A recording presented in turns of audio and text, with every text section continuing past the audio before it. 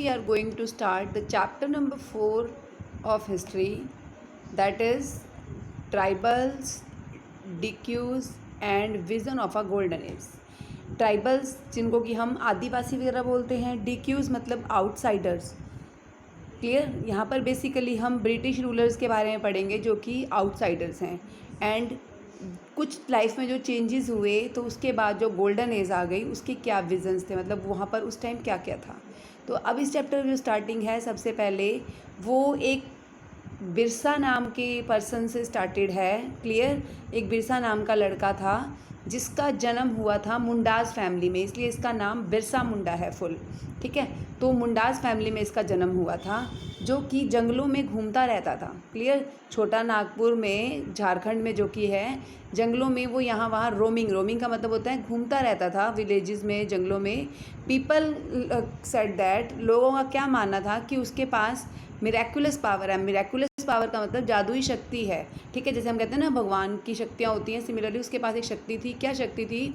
जिसमें वो सारी बीमारियों को ठीक कर देता था और ग्रेन्स को वो मल्टीप्लाई कर देता. मल्टीप्लाई का मतलब किसी को जैसे हाथ लगाओ या कुछ भी करो तो उसकी जो ग्रेन्स होती थी किसी भी पर्सन की, अगर वो हाथ लगा दें या उनके ऊपर नज़र भी डाल दें तो वो ग्रेन्स उनकी 2 गुनी हो जाती थी, 3 गुनी हो जाती थी. मतलब इस तरह से मल्टीप्लाई होती जाती थी. बिरसा ने खुद ये बात डिक्लेयर की थी कि God had appointed him to save. God ने उनको अपॉइंट किया है किसके लिए? To save the people from trouble. Clear. Free from the slavery of DQs. DQs का मतलब जैसे मैंने आपको पहले ही बताया था, DQs क्या होते हैं? आउटसाइडर्स होते हैं. ठीक है. DQs क्या होते हैं? आउटसाइडर्स होते हैं. उनसे बचाने के लिए भगवान ने उनको भेजा है. उन्होंने ये बात खुद डिक्लेयर की थी. किसने? बिरसा ने. नाउ लोगों को भी ये विश्वास हो गया कि जो बिरसा मुंडा हैं वो कौन है? वो एक भगवान है. ठीक है. लोग भी उनको भगवान मानते थे और उनको लगता था कि वो उनकी हर प्रॉब्लम को सॉल्व करेंगे. जैसे कि मैंने पहले ही बताया, बिरसा का जन्म मुंडास फैमिली में हुआ था. एक ट्राइबल ग्रुप है ये, एक ट्राइबल जाति थी, आदिवासियों की जाति थी छोटा नागपुर में जो कि रहा करते थे. वहाँ पर उनका छोटा नागपुर में ही जन्म हुआ था, मुंडास फैमिली में. और क्योंकि वो भगवान थे, ठीक है, तो सब लोगों की प्रॉब्लम्स को सॉल्व करते थे. तो 2 जातियाँ दे रखी हैं ट्राइबल एरियाज़ की ही, संथाल्स एंड ओरांस. ठीक है. ये जो थे ये इनके बहुत बड़े फॉलोअर्स थे, मतलब इनकी हर बात को मानने वाले लोग थे. ठीक है. जब ये नहीं थे, मतलब जब तक ये भगवान की फॉर्म में नहीं थे, तो लोग अपनी लाइफ में जो भी चीज़ें थी उनसे बहुत ज़्यादा अनहैप्पी थे. क्लियर. उनको अपनी लाइफ में बहुत सारी प्रॉब्लम्स फेस करनी पड़ रही थी. वो अपनी लाइफ से पूरी तरह से परेशान थे. उनको ये लगता था उनका लाइवलीहुड जो है वो अंडर थ्रेट है, मतलब वो खतरे में है. और उनका इवन रिलीजन भी जो था उनको खतरे में लगता था. तो लेकिन इनके आने के बाद वो एक किस्म से खुश हो गए. अब हमें यही टॉपिक पढ़ने हैं कि बिरसा ने कौन कौन सी प्रॉब्लम्स को उनकी सॉल्व किया. ठीक है. बिरसा ने कौन सी प्रॉब्लम्स को सॉल्व किया. ठीक है. और अब जैसे हमने पढ़ा पीछे आउटसाइडर जिनको ड्यूक्यूज बोलते हैं वो कौन थे. ठीक है. जब ब्रिटिशर उनकी ये जो आदिवासी कॉलोनियाँ हैं उनमें आ गए तो उनकी लाइफ में क्या चेंजेस आए, हम अब ये सब धीरे धीरे इस चैप्टर में पढ़ेंगे. अब आपने ट्राइबल सोसाइटीज़ के बारे में थोड़ा बहुत तो पहले ही पढ़ रखा है और 9th क्लास में भी इसके बारे में पढ़ोगे. तो एक चीज़ आपके पास, अगर इनकी फीचर्स की बात की जाए ट्राइबल लोगों की, तो जैसे कहते थे ना पहले ब्राह्मणों के बहुत सारे धर्म और रिवाज होते हैं. सिमिलरली इन ट्राइबल, जैसे हम भी कहते हैं हमारे बहुत सारे धर्म और रिवाज है, तो सिमिलरली इन ट्राइबल एरियाज़ के लोगों के भी कस्टम्स और रिचुअल्स हुआ करते थे. हालांकि वो जो सब थे ब्राह्मणों के रिचुअल से अलग होते थे, लेकिन ये सोसाइटीज़ जो हैं इनका आपस में कोई शार्प डिवीज़न नहीं था. मतलब ये कास्ट के बेस पर इनका आपस में कोई डिवीज़न नहीं था कि ये इस जाति का है, ये इस जाति का है, क्योंकि सारे आदिवासी जाति माने जाते थे. तो इनका कोई अलग से कोई आपस में कोई डिवीज़न नहीं था. ठीक है. सारे किनशिप की फॉर्म में, मतलब फ्रेंड्स की फॉर्म में आपस में मिलजुल के रिश्तेदारों की तरह रहा जा करते थे. लेकिन इसका मतलब ये भी नहीं है कि आदिवासियों के एरियाज़ में कोई सोशली और इकोनॉमिकली कोई डिफरेंस नहीं था. मतलब अमीर गरीब का भेद वहाँ भी हुआ करता था. ठीक है. तो अब हम यही पढ़ेंगे कि आगे भी पढ़ेंगे इनके बारे में कैसे भेद हुआ करते थे. अब नेक्स्ट टॉपिक है आपके पास ट्राइबल ग्रुप्स जो है वो रहते कैसे थे. अब हम पढ़ेंगे ट्राइबल ग्रुप्स रहते कैसे थे. तो ट्राइबल ग्रुप्स के रहने का मतलब है कि वो क्या क्या एक्टिविटीज़ करते थे. रहने का मतलब है कि वो जब ट्राइबल एरिया में रह रहे हैं तो वो क्या क्या एक्टिविटीज़ करते थे, हमें यहाँ पर ये डिस्कस करना है। तो कुछ झूम कल्टीवेटर तो क्या हुआ करते थे, कुछ झूम कल्टीवेटर्स तो कुछ जो ये पर्सन्स थे, जो ट्राइबल एरियाज़ के लोग थे, ये कुछ तो क्या थे, ये क्या थे, झूम कल्टीवेटर्स थे। कुछ क्या थे, हंटर्स और गैदरर्स थे। और कुछ जो थे एनिमल्स की हर्डिंग करते थे। एनिमल्स की हर्डिंग का मतलब वो उनको ग्रुप में रखा करते थे, उनको चराने के लिए जंगलों में ले जाया करते थे। और इस तरह से इन कामों को करके, और कुछ फोर्थ और है, some took to settled cultivation. ठीक है, तो इस तरह से आपके पास 4 पॉइंट्स हैं जिनको अब हम स्टडी करेंगे वन बाय वन। तो देखो, सबसे पहले करेंगे कि ये जो है कौन सी एक्टिविटीज़ करते थे। तो सबसे पहली एक्टिविटी जैसे कि हमने पढ़ा, ये झूम कल्टीवेटर्स थे, मीन्स ये झूम कल्टीवेशन किया करते थे। झूम कल्टीवेशन को ही हम शिफ्टिंग कल्टीवेशन भी बोलते हैं। नाम सीख ले रहे हैं, शिफ्ट होते रहना, मतलब यहाँ वहाँ घूम घूम कर कल्टीवेशन करते थे। क्लियर। तो अब देखो, जहाँ ये जाते थे, जहाँ जहाँ एरिया में जाते थे, वहाँ एक लैंड का छोटा सा टुकड़ा उनके पास होता था और वो उसी के ऊपर खेती किया करते थे। ठीक है, तो अब देखो, क्योंकि घने जंगलों में ये रहा करते थे, घनों जंगलों में ही एक लैंड के टुकड़े पे ये खेती करते थे, तो अब वहाँ पर जब वो कोई क्रॉप ग्रो करेंगे, वहाँ पर सूरज की रोशनी भी चाहिए, तो वो क्या करते थे, जो पेड़ों का, जैसे मान लो ये एक पेड़ है ऐसे, तो ये जिसका ट्री का ये जो टॉप एरिया है, इस टॉप एरिया को ये क्या कर देते थे, कट कर देते थे। ठीक है, ये ट्री का टॉप एरिया जो है वो लोग कट कर दिया करते थे, ताकि पेड़ों को क्योंकि बहुत घने होते थे, जब ट्री का टॉप कट जाएगा तो जो सूरज की रोशनी है सीधा उनकी क्रॉप्स पे डायरेक्ट पड़ेगी। इसके लिए वो क्या करते थे, ट्री टॉप्स को कट कर देते थे। और सबसे इंपॉर्टेंट चीज़ क्या करते थे, वो जब ट्री के टॉप्स को वो कट करते थे तो उसको जला दिया करते थे बाद में। और उसको जलाने के बाद जो उसकी ऐश होती थी, वो क्या करते थे, वो क्योंकि उसमें पोटाश मिलता था, तो और क्रॉप्स के लिए पोटाश की बहुत ज़रूरत है, तो वो पूरे अपनी क्रॉप्स में उनको स्प्रेड कर दिया करते थे, ताकि सॉयल की फर्टिलिटी बढ़ जाए। ठीक है, तो इस तरह से, इसलिए वो यूज़ किसका करते थे, ये पेड़ों को काटने के लिए, और उसके बाद बीज को ग्रो करने, सीड्स ग्रो करने के लिए वो एक्स का और हो का, इन 2 वेपन्स का, हथियारों का यूज़ किया करते थे। औजार जिनको आप बोलते हैं, हथियार नहीं, हम औजार बोलेंगे, इनका यूज़ करते थे। इस तरह से वो वहाँ पर फिर बीज लगाते थे। ठीक है, बीज डालते थे, प्लोइंग वगैरह करते थे। ठीक है, और उसके बाद जैसे ही क्रॉप रेडी होती थी, और उसको काट के सारी को हार्वेस्ट करते थे, और फिर वो किसी और फील्ड में चले जाते थे, मतलब फिर वो अपना जगह चेंज कर देते थे, चले जाते थे वहाँ से। जो भी उन्होंने कटाई करी वो अपने साथ ले जाते थे, ताकि उनको खाने के लिए वो काम आ सके, और आगे कहीं और चले जाते थे, और उस ज़मीन पे दोबारा वहाँ पर फिर कुछ ग्रो करके नहीं जाते थे। उस ज़मीन को वो ऐसे ही फैलो का मतलब देखो क्या है, आपके पास गिवन है यहाँ पर।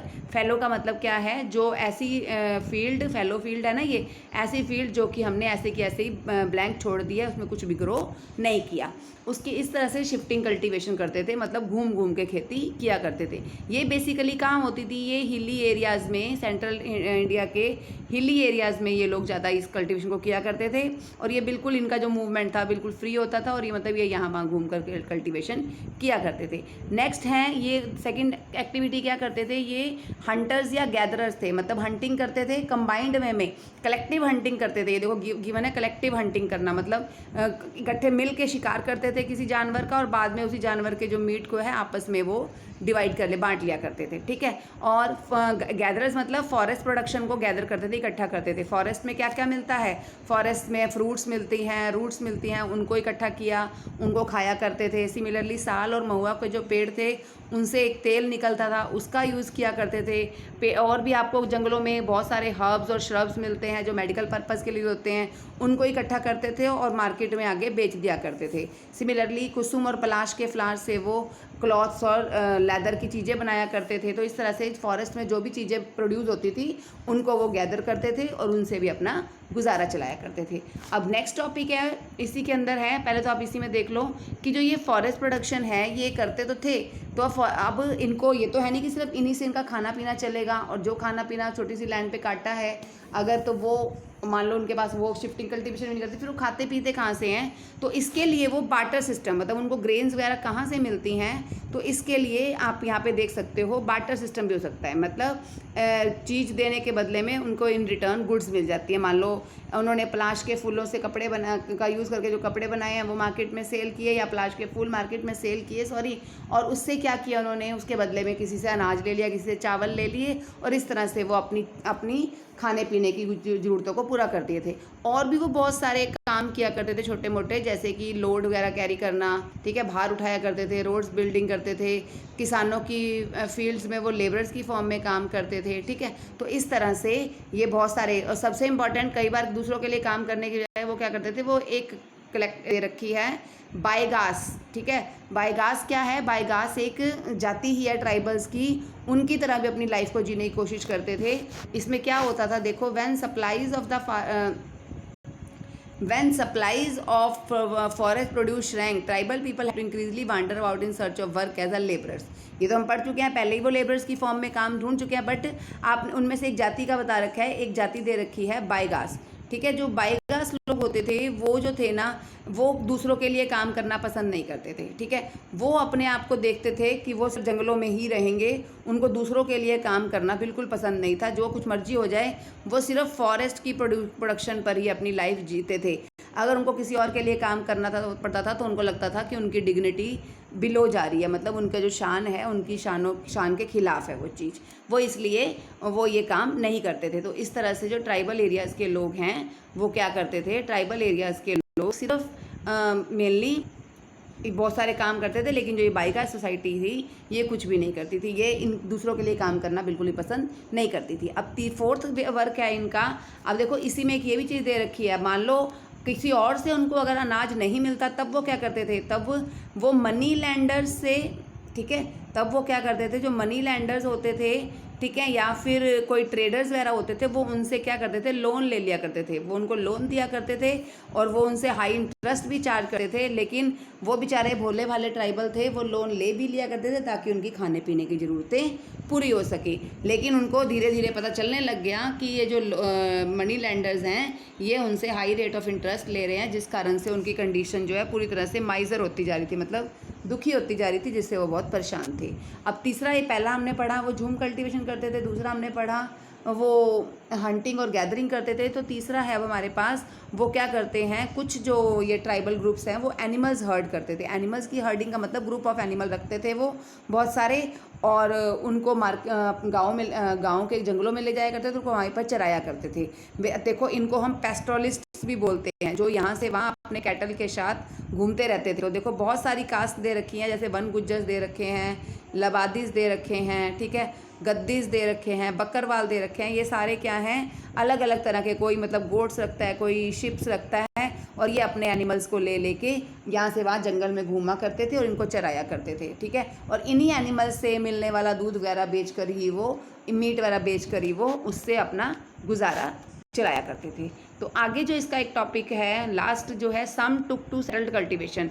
सेटल्ड कल्टीवेशन बिल्कुल शिफ्टिंग कल्टीवेशन का डिफरेंट है। मतलब इसमें लोग क्या करते थे, यहाँ वहाँ घूम कर वो थक गए तो उन्होंने एक जगह सेटल होना शुरू कर दिया। मतलब इसके लिए उन्होंने क्या किया, जहाँ पर एक पर्टिकुलर प्लेस पर, देखो यहाँ से वहाँ घूमना तो उनके थक गए वो, तो उन्होंने एक जगह शुरू कर दिया रहना। और उस समय क्या किया उन्होंने, डिमांड करी किस चीज़ की, अपने लिए लैंड के ऊपर राइट्स की, कि जहाँ वो रह रहे हैं उसके ऊपर, उस लैंड पे उन्हीं का अधिकार है, उसकी डिमांड करी और उनको अधिकार मिल भी गया। तभी उसके बाद क्या हुआ था, एक क्लैन बना दिया गया था। मतलब एक पर्टिकुलर ट्राइबल जाति के लिए एक पर्टिकुलर कॉलोनी बन गई थी कि हाँ वहाँ पर बस ये वही लोग रहते हैं, वहाँ पर जो भी लैंड है वो भी उनकी है। और फिर वो वहाँ पर बैठकर कल्टीवेशन करते थे, ठीक है। वो कहीं घूमते नहीं थे, उनके ऊपर उनका उस लैंड के ऊपर जिस पे वो रह रहे हैं उनका अधिकार होता था। अपनी पावर का वो यूज़ करते थे और वहाँ पर अपना खाना वाना प्रोडक्शन वगैरह किया करते थे, और अपना खाना वाना वही बनाना और वही खाना। यहाँ वहाँ घूमने से वो बिल्कुल ख़त्म हो गए थे। ब्रिटिशर ने जब ये देखा कि अब ये लोग ये करने लग गए हैं, लेकिन अब उनको कंट्रोल करना है, तो कंट्रोल करने के लिए पहले उनसे प्यार से बात करी उन्होंने, उनका प्यार का बिहेव किया। प्यार के बिहेव के अकॉर्डिंग उन्होंने क्या कहा, उन्होंने यही कहा कि तुम लोग सेटल कल्टीवेशन कर रहे हो तो तुम लोग ज़्यादा अच्छे हो, सिविलाइज्ड हो। जंगलों में रहने वाले लोग तो अनसिविलाइज्ड होते हैं। उन्होंने ये चीज़ें कही। उन्होंने जंगल वाले रहने वाले लोगों को वाइल्ड बोलना शुरू कर दिया, ठीक है। और कहा कि सबको सेटल्ड होने की ज़रूरत है। मतलब जो शिफ्टिंग कल्टीवेशन कर रहे हैं, एक किस्म से उनको भड़काने वाला वर्ड समझ लो, कि उनके लिए भी यही चीज़ रखी कि सबको सेटल होना बहुत ज़रूरी है। तो इस तरह से 4 तरीके से वो अपनी लाइफ को गुजारते थे। अब किस तरह से ब्रिटिश रूल ने इनकी लाइफ को इफ़ेक्ट किया, ये नया टॉपिक है जो हम अगले लेक्चर में स्टडी करेंगे। Okay, thank